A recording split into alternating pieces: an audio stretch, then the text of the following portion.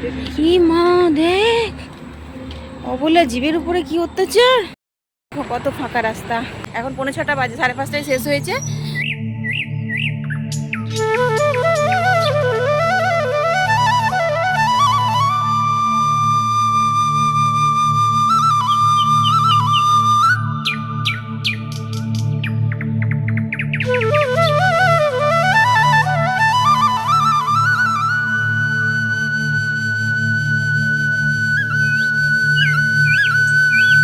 শুভ সকাল আমার প্রিয় বন্ধুরা, তোমরা কেমন আছো?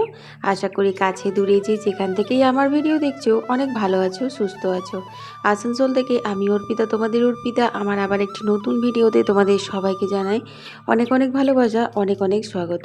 সকালবেলা বুবলাকে আজকে বুবলার বাবা দিয়ে এসেছে, কারণ আজকে আমার একটুখানি উঠতে লেট হয়ে গেছিলো। আর উঠতে লেট হলেই বুঝতেই তো পারছো, চারিদিক থেকে যেন একদম টানা টানা লেগে যায়। লেট মানে 6:30 ঠিক না, 6টা বেজে গেছিলো, কারণ 6:30টার সময় তো বেরোতেই হয়। এবার 6টার সময় ঘুম থেকে যদি উঠি, আমার নিজের পার্সোনাল কিছু কিছু কাজ থাকে, ধরো ফ্রেশ হব, একটু ঠাকুর নাম করবো, ওগুলো থাকে, ছেলের টিফিন করা থাকে। তো সেই সমস্ত করে টিফিন করলাম, ততক্ষণে বেজে গেল হচ্ছে 6:45।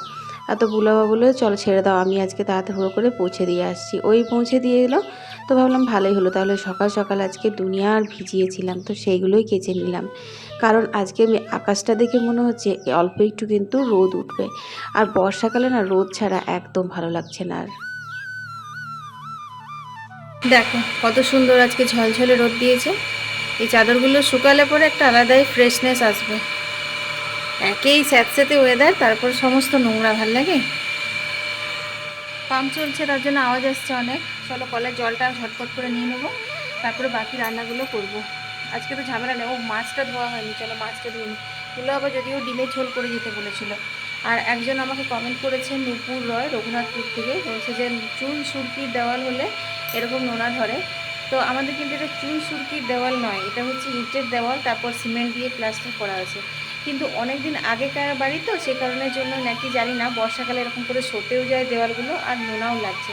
এটা কিছু করার নেই, জানো তো, এটা ঠিক হবে না। আমরা অনেকবার দেখিয়েছি, বুবলার 35 বছর এগুলো যখন রং করেছিল, তার আগে পুট্টি মুট্টি অনেক কিছু দিয়েছিল, বলেছিল যে আর নোনা লাগবে না, কিন্তু সেম জিনিস 1 বছরের মাথাতে যেই সব জায়গাগুলোতে নোনা লাগা ছিল সেইগুলো ছেড়ে ছেড়ে পড়ে গেছে, বাকি রঙগুলো দেখো ঠিকই আছে। তবে হ্যাঁ, ঘরটা ঠান্ডা, সত্যি করে আমাদের ঘর খুব ঠান্ডা। আমাদের এসি লাগে না গরমকালের দিনে। যেটুকু গরম আমি উপভোগ করি আর কি, সেটুকু এই আমার বড় উঠোনটাতে আর ওই ছোট্ট রান্নাঘরটাতে। এই সমস্ত উঠোনের আর রান্নাঘরের কাজ সেরে যখনই এই ভিতরের ঘরগুলো ঢুকি, তখনই রিল্যাক্স। চলো মাছটাকে ধুয়ে নিয়ে। তখন রোদ থাকে, রোদ রোদ রোদ, আর কয়েকদিন রোদ দেয়নি, তার আজকে রোদটাই মনে হচ্ছে যেন কত ভালো লাগছে। বিশেষ করে এই কাঁচাকুচিগুলো, এগুলো রোদে শুকালে পরে একটা আলাদাই ফ্রেশনেস আসবে। ওদের বললামই চলো। অনেকক্ষণ পর তোমাদের সামনে ক্যামেরা করলাম আবারও। আমি এখানে করলা ভাজা চাপিয়েছি, আর এটা হচ্ছে আতপ চালের গুঁড়ো। এর মধ্যে অল্প একটু নুন, অল্প একটু হলুদ দিয়ে জল দিয়ে গুলে নিলাম।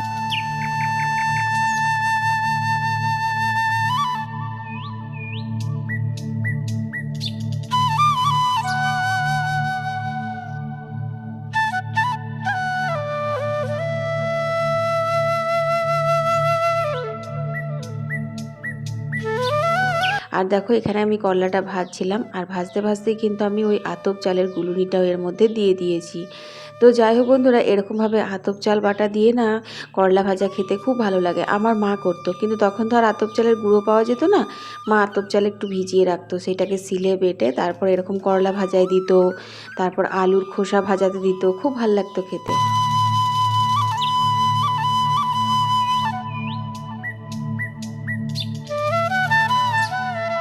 আর এই মাছগুলো আজকে রান্না করব বলে দেখো ঠান্ডা ছাড়তে দিয়েছি। তো ঠান্ডা তো একদমই ছাড়েইনি, দেখছি কোনো রকম করে 4-5 পিস বের করে নিই, তারপরে বাকিটা আবার ফ্রিজে রেখে দেবো, কারণ এতটা দরকার লাগবে না। আর একবার ভাবলাম টক করব, তারপরে ভাবলাম না ঝাল করি, অনেকটা সর্ষে বাটা রাখা আছে।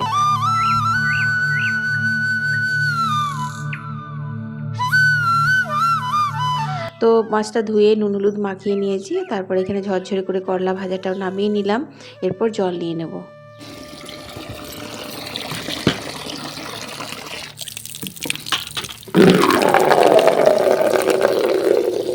জল নেওয়া হয়ে গেছে আর দেখো করলা ভাজাও খুব সুন্দর মচমচে হয়েছে জানো তো। তো চলো এবারকে রান্নাগুলো করে নিই। তো আজকে তোমার নিরামিষ করে ঝোল করব, সয়াবিন আলুটা আগেই সেদ্ধ করে নিয়েছি আর সবজিগুলো ভাজবো। সরষের তেলে কালো জিরে ফোড়ন দিয়ে পটলগুলো ভেজে নিয়েছি হালকা করে, তারপর টমেটো আর কাঁচা কলা দিলাম। আর ওই যে সয়াবিন আর আলু সেদ্ধ করে জল ছড়ানো আছে। এরপর দেখো এর মধ্যে নুন হলুদ দিয়ে এই সবজিগুলো ভালো করে ভাজা ভাজা করে নেব। আর তারপর কিন্তু সয়াবিন আলু দেবো, তারপর ভাজবো, তারপর মশলা দেবো। মশলার বলতে তোমার জিরে গুঁড়ো, ধনে গুঁড়ো, আদা বাটা, শুকনো লঙ্কার গুঁড়ো। এই যে মেলেছি এই পাখনা, প্রেশারের ঢাকনা থাকনা, বাজুক না বেল শুরু হয়ে যাক, খেল জীবনটা পাল্টে যাক না। রোজকের গিন্নি, রোজকের গিন্নি, তেল নুন কড়াই প্রতিদিন লড়াই, আজ ঘুচে যাক না। ডাস্টিং ইস্ত্রি গ্যাস ধোপা মিস্ত্রি, মন ভুলে থাকে না। রোজকের গিন্নি, রোজকের গিন্নি, রোজকের গিন্নি। উত্তর দিবস হাতে হাতে দশে দশ, তাক লেগে যাক না।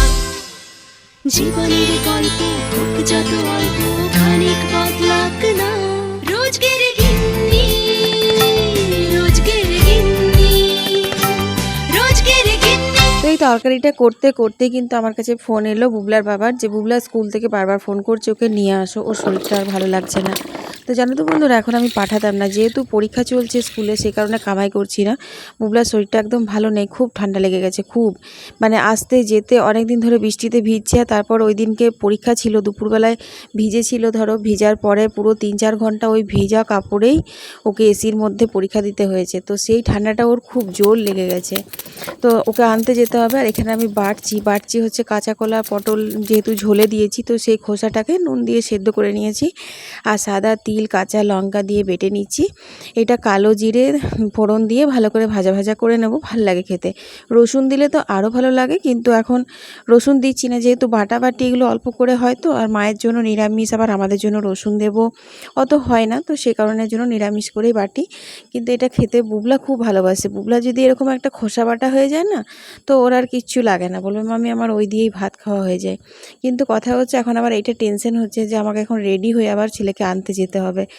আর আমার আজকে পুজোও আছে, তো চান টান করবো, তারপরে পরে পুজো টুজো দেবো। আর দেখো এখানে বাটা হয়ে গেছে, তো চলো এই কাজগুলো সামলে বুবলাকে নিয়ে চলে আসি গা।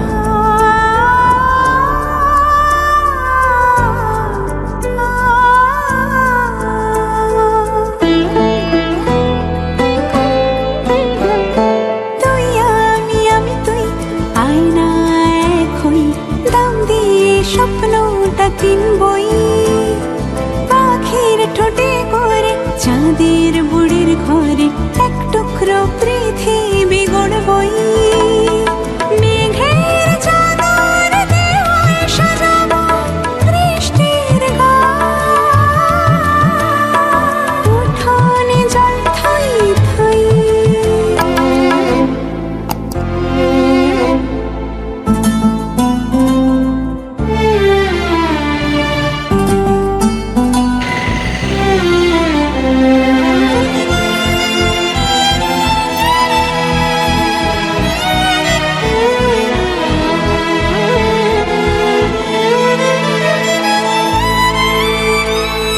আকাশের গায়ে স্বপ্ন যত, তারা হয়ে টুপটাপ খসতো, সে তারা যদি আলো হয়ে ঘরে থাকতো, আমার মিনায় প্রদীপ হয়ে জ্বলতো স্বপ্ন। তো বন্ধুরা দেখলে আমি বুবলাকে কিন্তু স্কুল থেকে নিয়ে চলে এলাম। আর এখন কটা বাজে জানো? এখন বাজে হচ্ছে 12টা।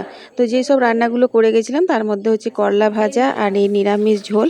আর বাটবো, তো বাটাটা আমার এখন বেটে ঘষে নুন দিয়ে রেখে গেলাম, ভাজা ভাজা হয়নি, ওটা ভাজা ভাজা করে তারপরে মাছটা করব। আর এর মাঝখানে বুবলার আবার অনলাইন ক্লাসও রয়েছে, নোটিফিকেশান দেখলাম। তো বলছে মামি আমি ঘর বাড়িতে বসে বসে শুয়ে শুয়ে করে নিতে পারবো অনলাইন ক্লাসগুলো।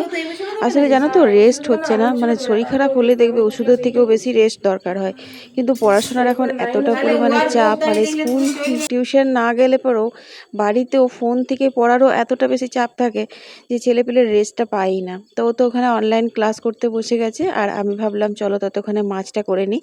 আজ অনেক দিন পর না এরকম করে মাছের ঝাল করব। আমার বেশিরভাগ দিন ঝোলটা বা টকটাই হয়, তোমরা দেখলে কয়েকদিন তো বেশ কাঁচা মাছের টকটা খুব ভালো লাগলো খেতে, যেহেতু টাটকা ফ্রেশ মাছ, এটাও একদম টাটকা ছিল। এরই অর্ধেকটা সেদিনকে কাঁচা মাছের টক করেছিলাম, আর অর্ধেকটা আজকে ভাবছি ঝাল করব, কারণ মাছটা ভালো ছিল বলে। তো দেখো তেল গরম হতে দিয়েছি, আর তেল গরম হতে হতে আমি এখানে কিন্তু পেঁয়াজগুলো কেটে নিচ্ছি।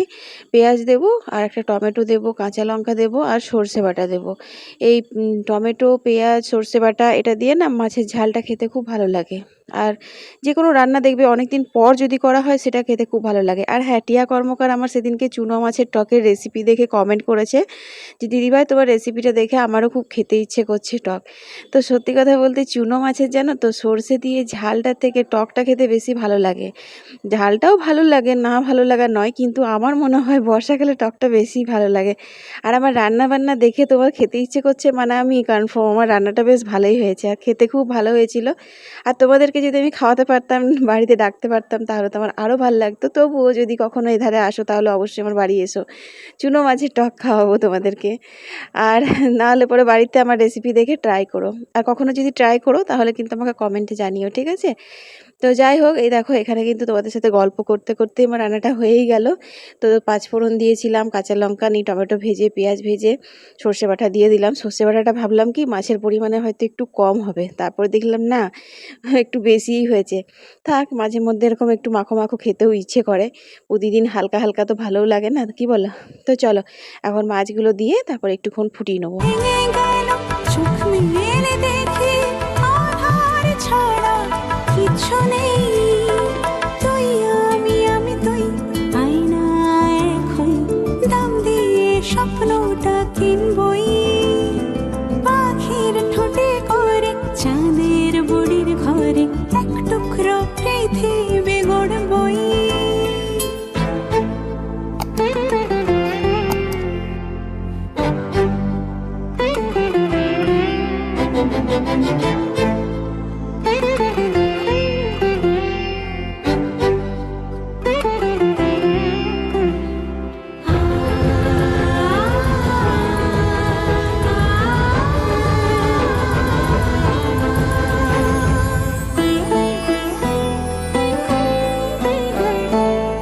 কথা মনে কি মা দেখ, অবলা জীবের উপরে কি অত্যাচার। তো বন্ধুরা আজকে দেখো বুবলাকে নিয়ে হাঁটতে বেরিয়েছি, ওর জাস্ট এক্ষুনি অনলাইন ক্লাসটা শেষ হলো, এখন 5:45 বাজে, 5:30টায় শেষ হয়েছে। তো চলো আজকে ও এলে এই রাস্তাটা দিয়েই আসবে, ওই দিকটা দিয়ে যায় না, বলছি মাম্মি ওই দিক দিয়ে আমরা আসার সময় আসবো, সেই সময় সন্ধে হয়ে যায়, সন্ধেবেলা আবার এদিকটা খুব ভয় ভয় লাগে, আমার লাগে, অন্য কারোর লাগে না, অনেকজনাই যায়। যাই হোক, তো এদিকটা খুব ফাঁকা, তো হাঁটতে পছন্দ করে। তো চলো এদিক দিয়ে হাঁটবো, হেঁটে মার্কেটে যাবো, একটা জিনিস নেব, তারপর এ করবো, কি হলো, হ্যাঁ তারপরে তোমার যাবো, ঘর যাবো। এখন বাজে 5:45, কত ফাঁকা রাস্তা, দৌড়াচ্ছে। অনেক নীলকণ্ঠ ফুল আছে বন্ধুরা, আর আমি একটা সোমবারেও বাবার মাথাতে নীলকণ্ঠ ফুল চাপাতে পারলাম না। আর এই দেখো এইখানেও নীলকণ্ঠ ফুল, বুঝেছো? অনেক দূর থেকে আমি জুম করে নিচ্ছি। ও এই তো এইখানেও তো, এই তো সামনে, এই দেখো, আরে কত রে ভাই, এই দেখো, এই যে দেখেছো, হেঁটে হেঁটে চলে এসেছি, এবার মার্কেট ঢুকবো, চলো। তো বন্ধুরা দেখো আমরা এখন এই রাস্তাটা হয়ে এসেছি, এদিক হয়ে বেরোবো, কচুবন